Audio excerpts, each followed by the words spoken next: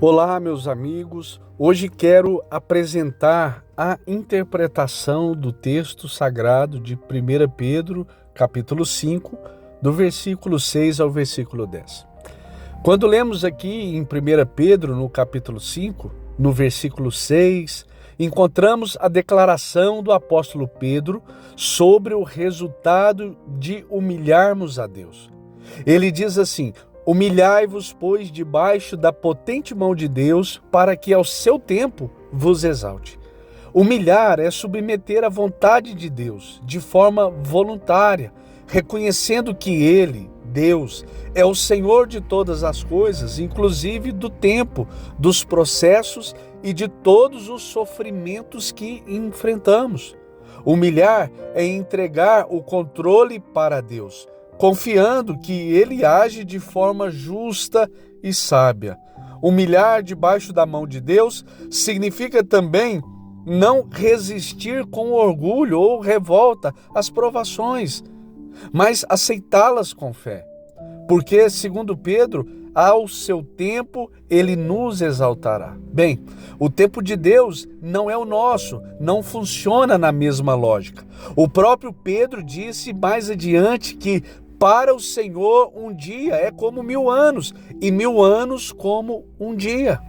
Interessante que nos foi confiado o dever de orar sem cessar, mas a resposta de Deus pode acontecer imediatamente, obviamente que sim, e demorar alguns dias, mas a resposta vem. Deus não desampara os seus filhos, ou seja, ao seu tempo Ele nos exaltará. Ao momento da honra, do reconhecimento divino. O nosso Deus conhece o seu levantar e deitar, suas necessidades e também os seus anseios.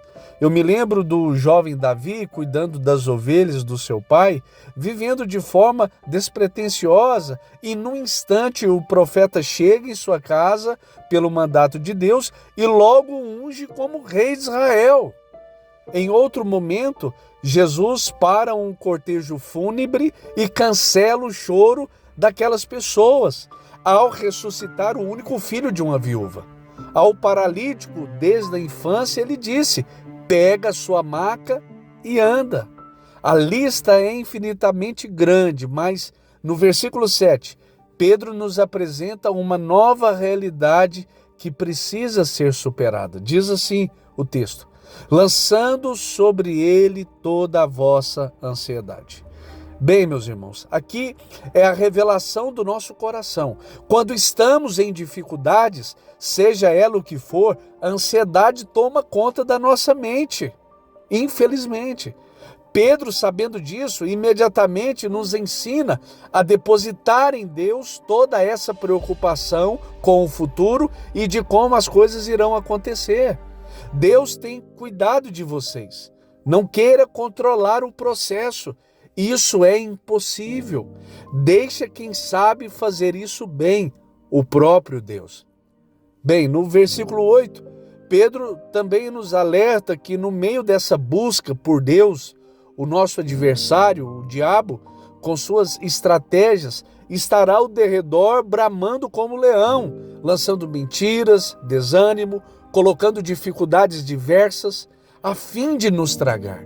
Muitas vezes essas vozes ficam ao nosso ouvido, dizendo que não vamos conseguir, que está difícil, que a provação é muito grande, que esse casamento não tem jeito, esse marido não muda, esse filho não amadurece.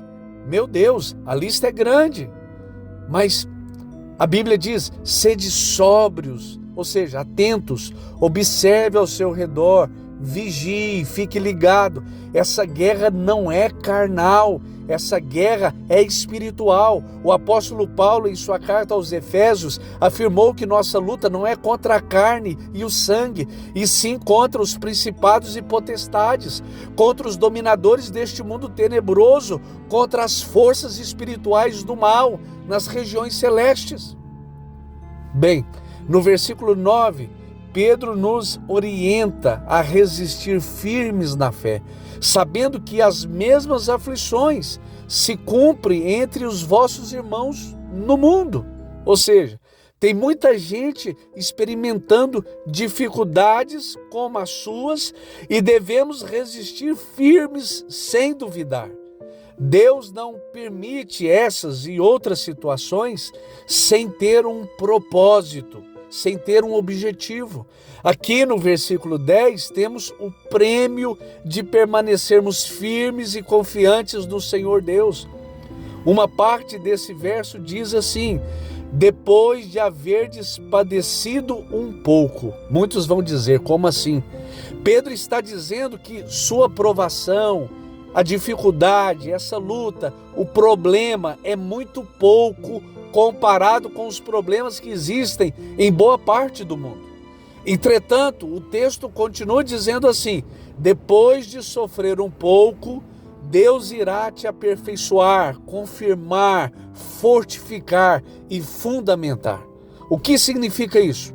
Primeiro, após o processo ter passado, você estará aperfeiçoado, ou seja, amadurecido, pronto.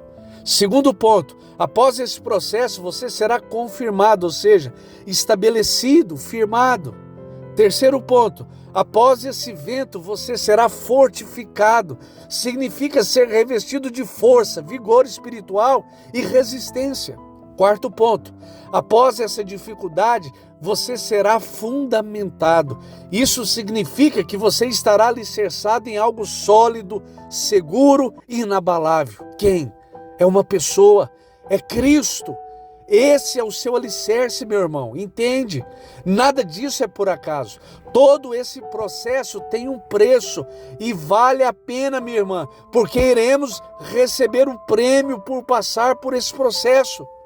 Bem, chegamos ao final de mais um vídeo e que Deus abençoe sua vida. E não se esqueça, meus irmãos, Deus é com vocês.